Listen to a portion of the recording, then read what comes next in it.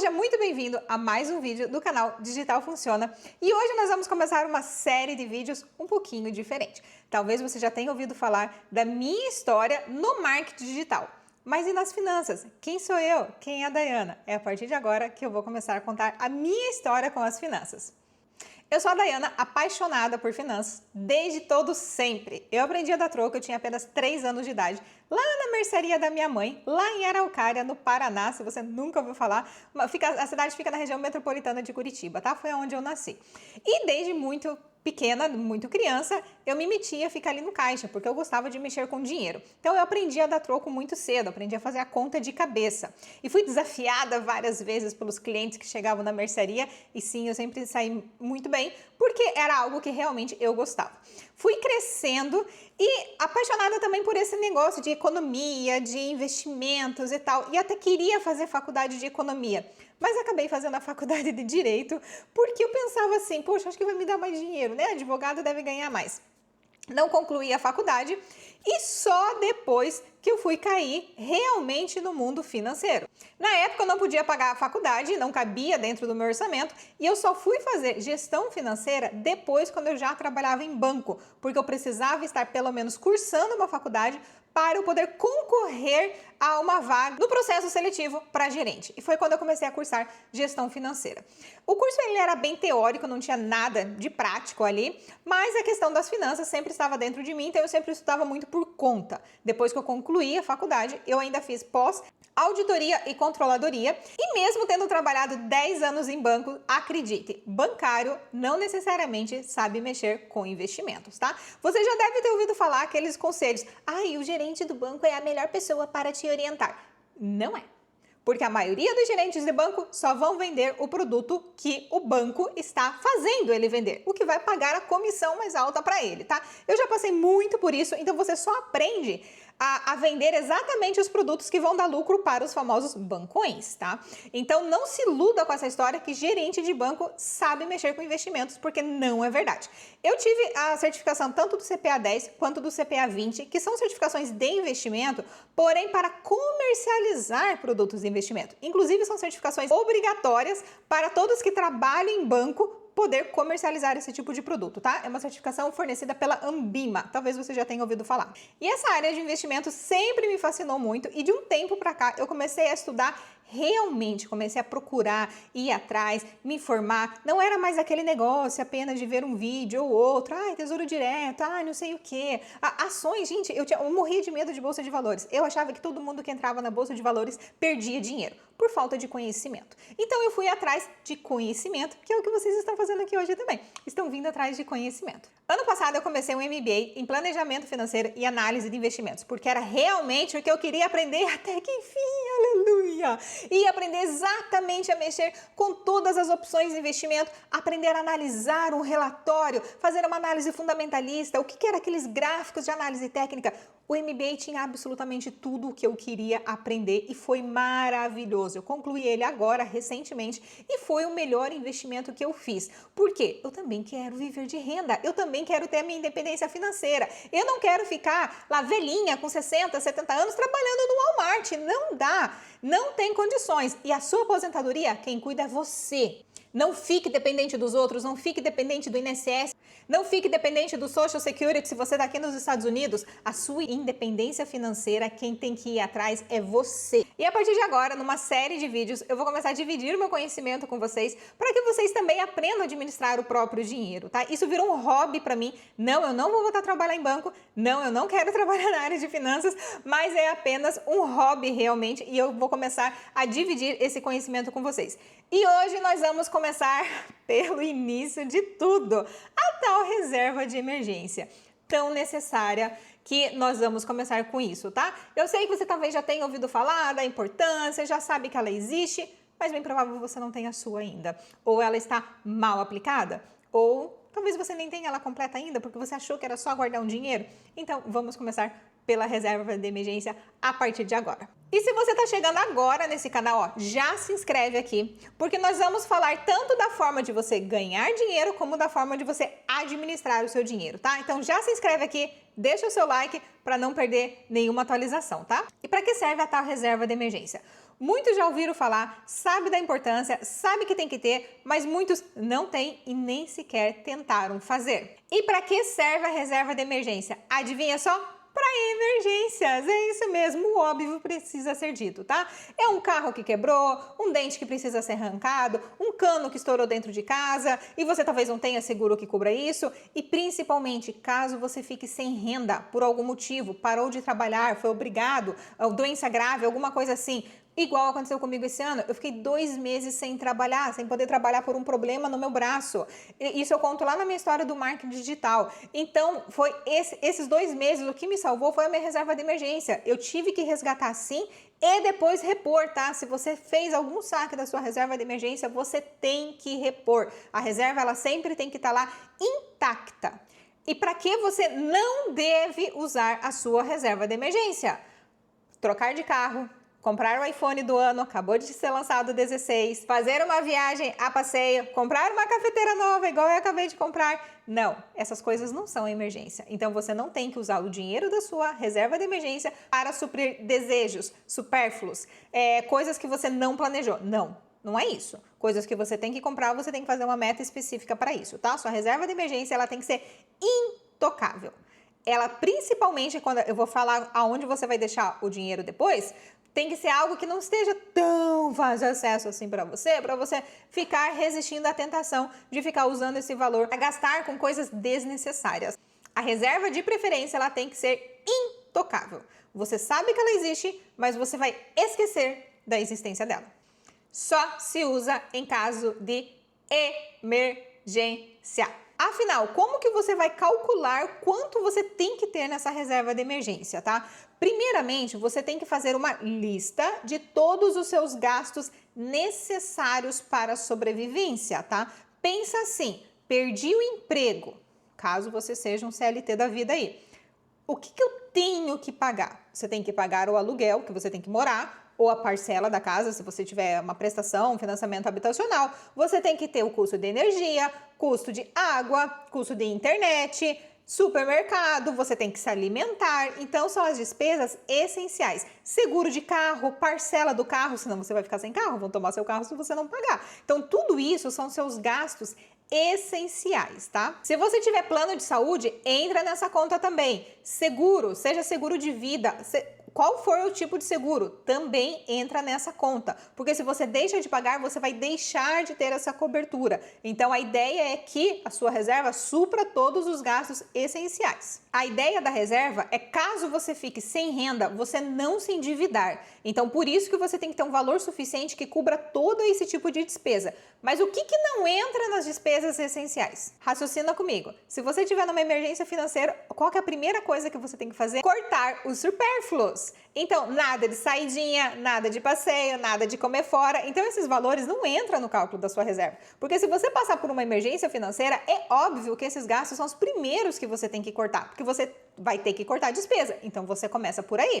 Até gastos no mercado, você tem que fazer o cálculo do essencial daquela comida que você não pode ficar sem. Não é do prosciutto, por exemplo, que eu até mostrei no Instagram esses dias, não é do chocolate, não é de salgadinho, nada disso, gente. É o arroz, o feijão, a carne, o leite, é para você não passar fome, literalmente. Tudo isso é para você saber quanto você realmente precisa para viver, tá? Depois que você passar pelo momento da sua emergência financeira, aí sim você volta para os seus momentos de lazer. Mas quando você tem que cortar gasto, você realmente tem que cortar gasto. Somando tudo isso, você vai chegar ao valor mínimo para viver, que eu chamo carinhosamente de VMPV, tá? Valor mínimo para viver. E é esse valor que você vai usar para calcular realmente as suas despesas, tá? Eu vou deixar aqui do lado, ó, a listinha que eu fiz. Vamos supor que a tua despesa de habitação seja aluguel ou seja uma parcela. Aqui, gente, eu tô falando em dinheiros, tá? Se você tá vendo esse vídeo aqui nos Estados Unidos ou no Brasil, não importa se é em dólar ou se é em real, tá? Pensa em dinheiros, porque se você estiver gastando em dólar, sua reserva tem que ser em dólar. Se você estiver gastando em real, sua reserva tem que ser em real. Ou qualquer outra moeda onde você esteja. Então, vamos colocar aqui, eu coloquei a média, tá? Aluguel ou parcela, 2.500. Carro, 500. Seguro, 100. Mercado, 1.000. Isso para 4 pessoas eu coloquei, tá? Uma família. Energia, 200. Água, 50. Internet, 90. Celular, 100. Combustível, 100. Deu um total aqui de 4.640. para a nossa conta ficar bem redondinha, vai que você tem uma parcelinha aí, que você está pagando alguma coisa, nós vamos arredondar para 5 mil.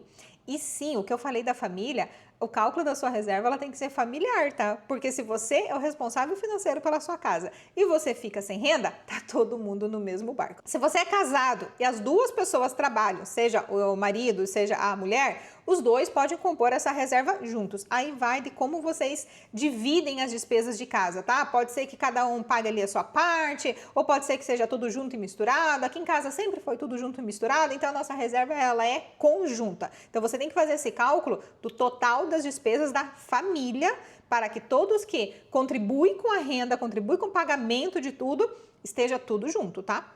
E já que chegamos ao valor das suas despesas mínimas ali, do seu valor mínimo para viver de 5 mil mensal, de quanto tem que ser a sua reserva? E agora nós vamos falar do que fala a teoria e do que é a prática. A teoria diz que se você tem um emprego estável, pelo menos 6 meses do valor das suas despesas. Então, 5 mil vezes 100 seria 30 mil. E se você for autônomo ou não tem um emprego tão estável assim, você às vezes fica 2 anos numa empresa, 2 anos na outra, alguma coisa assim, esse valor seria de pelo menos 12 meses as despesas mensais. Então, nós já estamos falando de 30, ele pulou para 60 mil.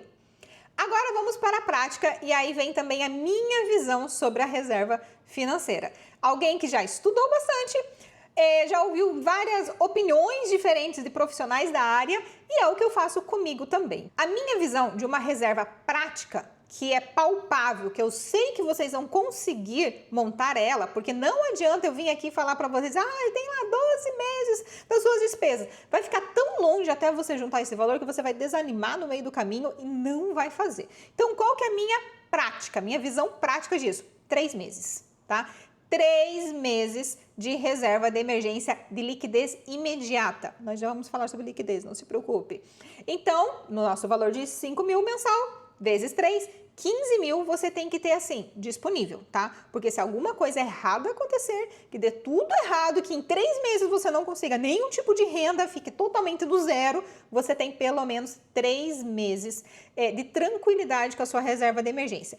A partir daí, nós vamos começar a falar de outras metas. Não é que você vai se limitar a investir apenas 15 mil. A gente nem começou a falar de investimento ainda. Nós estamos falando sobre reserva de emergência para você poder sacar de forma imediata. O ideal seria 6 meses, mas aí nós já vamos falar sobre investimentos por camadas, tá? Mas isso vai ser um assunto para o próximo vídeo. Vamos focar em pelo menos 3 meses. Se vocês tiverem 3 meses da sua reserva de emergência, eu já vou ficar muito feliz e muito satisfeita e vou saber que esse vídeo foi extremamente útil para vocês também. E você tá aí falando, Daiana, sobre deixar de forma líquida, saque imediato, aonde eu vou deixar a minha reserva de emergência? Então eu vou dar alguns exemplos bem práticos aqui. Primeiro de tudo, a reserva de emergência ela tem que ter alta liquidez, baixo risco e baixa volatilidade. O que isso significa? Que a sua reserva não vai ficar subindo e descendo dependendo das notícias que acontecem, dependendo do que acontece no mundo, tá? Isso é baixa volatilidade. Volatilidade é esse sobe e desce da bolsa de valores, por exemplo. Sua reserva de emergência jamais vai ficar numa bolsa de valores, pelo amor de Deus, tá? Isso vai ser assunto para um próximo vídeo, mas isso é para investimento de longo prazo. Ela tem que ser líquida, que você pode sacar a qualquer momento que você precisar, baixo risco e baixa volatilidade. Nesse momento, você não está preocupado com rentabilidade. Óbvio que você não vai guardar embaixo do colchão porque você vai perder para a inflação. Você tem que deixar num lugar que pelo menos cubra a inflação. Cobrindo a inflação já é suficiente para o seu dinheiro não morrer, tá? E agora sim, aonde você vai deixar? Então eu vou dar 2 exemplos, se você estiver nos Estados Unidos ou se você estiver no Brasil. Se você estiver nos Estados Unidos, a melhor solução é uma RISA. Jesus amado, o que é uma RISA? High Yield Save Account, tá? É uma conta poupança. Eu não gosto desse nome conta poupança porque vocês vão achar que vocês têm que colocar lá na poupança e não é para pôr na poupança, pelo amor de Deus, tá? É que aqui nos Estados Unidos, a pessoa tem a conta corrente e tem a Savings Account. Normal, ali no Bank of America, por exemplo, onde eu tenho a conta. Só que essa Savings Account do bancão paga uma miséria, gente. Uma miséria. Pensa numa miséria, é uma miséria. E a High Yield Save Account é como se fosse uma super poupança, tá? Ela já paga pelo menos o mínimo que cobre a inflação. Então não é no bancão que você vai deixar. Não é lá no Bank of America, não é no Chase, não é no Regions, não é. Você vai abrir uma Raiza. Onde tem Raiza? Eu tenho no Banco Marcos, mas tem no Capital One, tem Raiza, American Express tem Raiza também. E se você tiver Raiza em outro lugar, ó, deixa aqui nos comentários para que outras pessoas também saibam aonde você está deixando a sua reserva de emergência, em qual Raiza que pode deixar, tá? Essa Raiza nada mais é, como eu expliquei, uma super poupança que vai te pagar pelo menos um valorzinho que cubra o valor da inflação. Lembre-se que nesse momento você não está atrás de rentabilidade, pequeno gafanhoto. Então não vem e fala, mas ele vai pagar pouquinho. Sim, vai pagar pouquinho. É para você não perder seu dinheiro. Para na hora que você precisar sacar seu dinheiro, numa emergência, você ir lá e poder sacar e poder contar com aquele valor que você deixou na sua reserva, ok? A Raiza que eu tenho no Banco Marcos é independente de status imigratório, se você tem social, se você tem ITIN, se você tem um iNumber, não importa. Você pode, inclusive, abrir com o seu documento do Brasil, tá? Se você mora aqui nos Estados Unidos e quer abrir com o seu CPF, você consegue, tá? O que você não pode é ficar dando desculpas para não começar a sua reserva de emergência. Outra coisa que eu gosto bastante do Marcos também é que você consegue ter sub-accounts. Dentro da sua conta principal, você consegue ter outras contas ali dentro, até 5 contas por cada conta principal. Então, você consegue dividir os seus objetivos. Vamos supor, eu tenho uma que é minha reserva de emergência, eu tenho uma outra que é só dos cashbacks que eu vou colocando lá, porque daí esse valor eu posso usar para uma viagem, por exemplo, daí eu sei exatamente quanto que eu estou acumulando durante o ano. Eu deixo uma outra só para o tax return, para você pagar os reembolsos de renda aqui. Então você consegue dividir esses objetivos que você sabe que vai precisar desse dinheiro, que você tem que ter ele líquido para sacar assim que precisa. Então é bem fácil de organizar, bem fácil de abrir tudo online, você não tem nem cartão do banco, tá? Você transfere da sua conta do banco para a Raiza e quando você precisar sacar, você tira de lá e ela volta para sua conta do banco. Então, cartão é o cartão da sua conta corrente ali, tá? Da sua check account. Mas a Raiza, ela não tem cartão, que é justamente para você não ficar gastando à toa. Vou deixar o link aqui da Raiza do Marcos aqui embaixo, tá? Você pode fazer tudo online conforme eu falei. Mas e agora, Daiana? Eu estou no Brasil, eu não estou nos Estados Unidos, então a minha reserva tem que ser em real. Eu também tenho uma reserva no Brasil, tá? Porque já que eu tenho empresa no Brasil, eu tenho negócios no Brasil, então eu também tenho uma reserva e eu uso há anos. Já faz pelo menos, acho que uns 8 ou 10 anos que eu tenho no Banco Sofisa. Tudo online também. E por que eu tenho no Banco Sofisa? Porque ele paga 110% do CDI. Então, o que você tem que tomar cuidado na sua reserva para que, no mínimo, ela venha cobrir a inflação aí no Brasil, ela tem que ser, no mínimo, 100% do CDI. É o mínimo aceitável. Por isso que a sua reserva, dificilmente você vai deixar num bancão. Porque bancão paga geralmente 80% do CDI. E para chegar no valor de 100% do CDI, você tem que ter mais de 100 mil reais aplicado, tá? Pelo menos na minha época de gerente era isso. Não sei de valores atualizados, sinceramente não quero saber, porque bancão sempre vai pagar menos. Banco online sempre vai pagar mais. Vou deixar o link aqui de indicação também do Banco Sofisa, tá? É super confiável e também é garantido pelo FGC, Fundo Garantidor de Crédito. O único lugar que você não vai deixar a sua reserva de emergência é na conta poupança. A inflação vai comer o seu dinheiro ao longo do tempo, tá? Eu já ouvi alguns vídeos e até li em algumas reportagens. Ai, porque você tem que ter um saque imediato. Ai, porque você tem que ter dinheiro na mão, deixa o dinheiro em casa. Gente, com risco de assaltante, com risco de roubarem o seu dinheiro? Não, você não vai deixar dinheiro em casa. Hoje em dia, na era do cartão de crédito, para que você vai deixar dinheiro em espécie em casa? Não faz sentido nenhum isso, tá?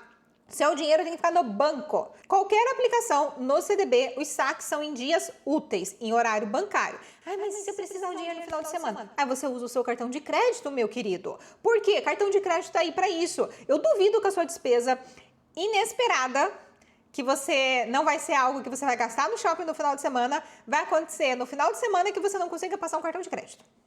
Que lugar hoje não aceita um cartão de crédito? Não faz muito sentido. Ah, sofreu um acidente, precisa do hospital, precisa de um remédio. Cartão, meu filho, cartão, tá? É lógico que para alguma coisa muito emergencial, um pouquinho de dinheiro em casa você tem que ter. Inclusive, deixa eu até mostrar meu saquinho aqui. Estamos na semana do furacão, inclusive. Sempre tenha uns dólarzinhos em casa. Gente, aqui tem 100 e poucos dólares, tá? Não se engane com o montante de dinheiro, que isso aqui é nota de 5 e nota de 1, porque é troquinho que eu vou dando para os meus filhos, tal. Isso aqui é o troco que você tem que ter em casa. Na minha carteira deve ter 20 ou 30 dólares. Por quê? Tudo é cartão. Eu não uso dinheiro. Então, para que você vai ficar guardando dinheiro em casa? É uma coisa que não faz sentido nenhum, tá? Então, você vai usar cartão de crédito, assim como eu tenho cartão também. E qualquer coisa que você precisar na segunda-feira, né? Isso, vamos falar de alguma coisa que aconteceu no final de semana. Na segunda-feira, você vai lá, resgata o seu dinheiro e já faz o pagamento e tal, do que for necessário nessa emergência tão inesperada assim que aconteceu no final de semana e você não conseguiu pagar com cartão. Uma outra dica também que eu dou é você deixar um valor disponível na conta corrente, que é o teu cartão de débito. Vou dar um exemplo bem simples aqui que tem nos Estados Unidos, a conta do Bank of America. Para você não pagar a taxa mensal da conta corrente, que custa 16 dólares ou 17, porque eu nunca pago, então eu nem sei o valor, você tem que deixar 1.500 dólares na conta corrente. Então eu sempre tenho 1.500 dólares no banco, porque se você for fazer o cálculo, ela vale 16 dólares. Isso é mais do que qualquer percentual de Raiza. Então esse saldo mínimo ali é muito interessante você deixar, que é justamente isso, é o teu primeiro saque imediato. Precisei, eu tenho aquele valor ali, entendeu? E passou dos 1.500, eu tenho cartão de crédito. E assim vai indo. Então veja com o seu banco, se você está nos Estados Unidos, se você vai ter algum benefício de não pagar a taxa mensal da conta em deixar algum valor lá. Na minha conta jurídica da empresa, não é deixar saldo na conta, mas sim de você gastar no cartão de débito. Era 250, agora vai para 500 dólares. Mas mesmo assim compensa. A jurídica eu sei que é 16 dólares mensal. A física realmente eu não tenho certeza se é 16 também. Mas vale a pena gastar esse valor no débito e você não pagar essa taxa, tá? Então são esses detalhezinhos assim que você vai economizando dinheiro. Eu tenho tenho 3 contas, 2 empresarial e uma física, que a física é conjunta. 16 dólares em cada um, já são 48 dólares. Você acha que eu vou ficar dando dinheiro para o banco? De jeito nenhum. Então, eu sempre vou atrás da informação, o que eu preciso fazer para não pagar taxa.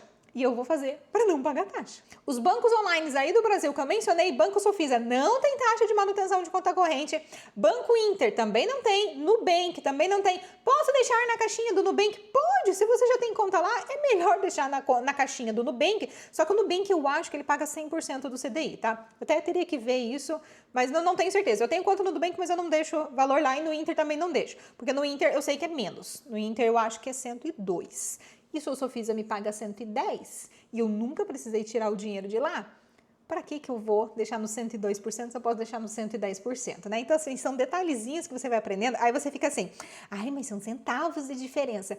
Gente, de centavo em centavo, a galinha enche o papo. Então, você tem que aprender, tá? Você tem que aprender aonde você vai economizar valores, aonde você vai deixar de pagar taxa e aonde você vai ter uma rentabilidade maior, mesmo que seja na reserva, que o foco não é rentabilidade. Mas são coisinhas que vão aumentando o seu montante aí bem mais rápido. Ah, outro detalhe importante que eu estou falando, para não deixar na poupança. Mas a poupança é isenta de imposto de renda. Isso não é desculpa. Qualquer CDB com no mínimo 100% do CDI, mesmo com o desconto do imposto de renda, vai te render mais do que a poupança, tá? Isenção do imposto de renda não é desculpa.